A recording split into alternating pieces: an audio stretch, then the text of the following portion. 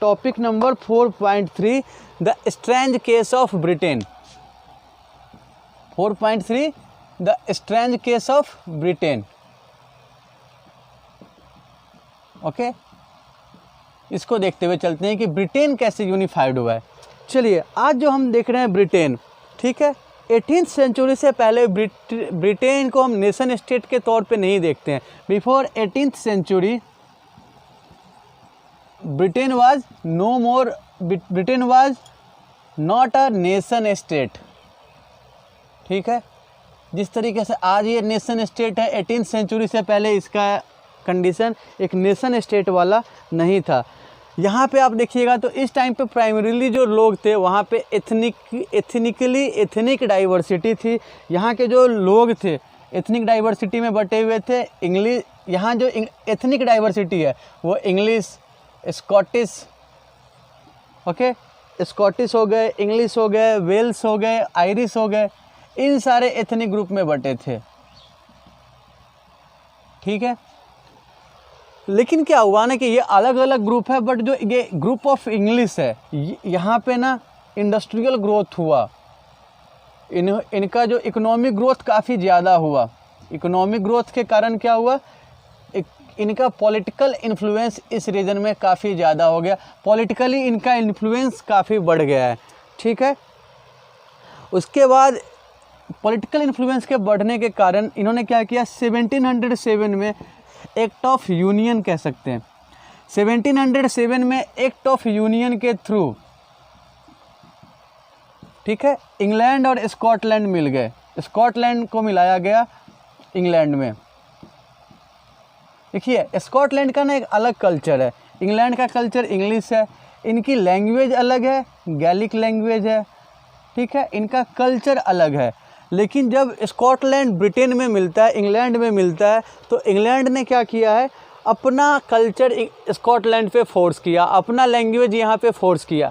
यहाँ पे जो हम देखते हैं वो जो नेशनलिज्म है वो लिंगुअल नेशनलिज्म है कि अपने लैंग्वेज को दूसरे पे फोर्स करना है, अपने कल्चर को प्रमोट करना है। यूरोप में हम इसी तरीके का नेशनलिज्म देख रहे हैं। ठीक है ना, तो इंग्लैंड ने क्या किया है, स्कॉटलैंड के कल्चर को डिस्करेज किया। स्कॉटलैंड के लैंग्वेज जो है स्कॉटिश और गैलिक, उसको डिस्करेज किया है। स्कॉटलैंड के लोगों पे बहुत सारे रिस्ट्रिक्शंस लगाए गए। वो लिंगुअल रिस्ट्रिक्शंस थे, वो अपने नेशनल वियर को नहीं पहन सकते थे। ठीक है, Scottish were forbidden to speak their language as well as to wear their national dresses. Scotland के जो ओरिजिनल लोग थे, जो स्कॉटिश हाईलैंड में थे, जो स्कॉटलैंड में जो मेजॉरिटी में थे वो कैथोलिक्स थे, कैथोलिक्स क्लैंस के थे जो हाईलैंड में रह रहे थे। यहाँ के लोगों को भी फोर्स किया गया। जब इन लोगों ने प्रोटेस्ट किया तो इनको क्या किया गया, सप्रेस किया। फोर्सफुली स्कॉटलैंड में ब्रिटेन ने अपना कल्चर इम्पोज किया है स्कॉटिश लोगों पे। बात समझ में आ रही है ना। The Catholic clans inhabited the Scottish Highland were terribly suppressed. Okay, English government made all attempt to promote their culture, promote their language in Scotland. Okay, यही चीज़ हम देखते हैं तो आयरलैंड के साथ भी यही चीज़ दिखाई दे रहा है। स्कॉटलैंड तो हम समझ में आ रहा है स्कॉटलैंड कि 1707 में ब्रिटेन के साथ यूनिफाइड हुआ। इसका कल्चर अलग है, लेकिन इसको फोर्सफुल तरीके से वहाँ पे इसके कल्चर को डिस्करेज किया जा रहा है। आयरलैंड में देखते हैं हम लोग तो आयरलैंड में ना दो ग्रुप दिखाई दे रहा है आपको, एक कैथोलिक का ग्रुप है और एक प्रोटेस्टेंट का ग्रुप है। ठीक है, कैथोलिक मेजॉरिटी में है। ठीक है, प्रोटेस्टेंट के ग्रुप को इंग्लिश का सपोर्ट मिला, इंग्लिश सपोर्टेड प्रोटेस्टेंट, इन्होंने सपोर्ट किया और प्रोटेस्टेंट की मदद की कि वो कैथोलिक्स को सप्रेस करे, कैथोलिक के ऊपर अपना डोमिनेशन बढ़ाए। ठीक है, देख सकते हैं आप कि जो protestants were supported by the British to dominate over Catholics who were in majority. इससे क्या हुआ कि जो आयरलैंड के जो कैथोलिक्स थे उन्होंने रिवोल्ट किया है। वोल्फ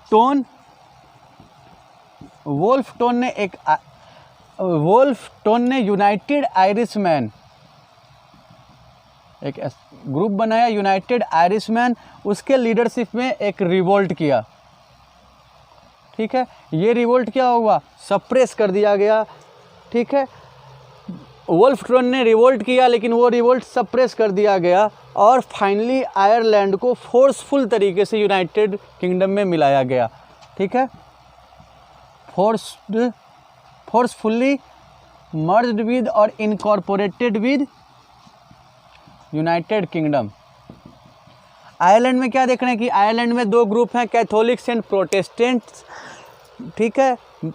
इंग्लिश जो थे उन्होंने प्रोटेस्टेंट को सपोर्ट किया कि वो कैथोलिक्स के ऊपर ऑपरेशन करे, कैथोलिक्स के ऊपर दबाव बनाए। कैथोलिक्स की तरफ से एक रिवोल्ट होता है वुल्फ ट्रोन के लीडरशिप में जो कि फेल हो जाता है और फाइनली जो ब्रिटिश हैं वो क्या करते हैं, आयरलैंड को भी मर्ज करते हैं यूनाइटेड किंगडम में। तो इस केस में आप क्या देखते हैं कि ज़्यादा इन्फ्लुएंस किसका है, इंग्लिश का है।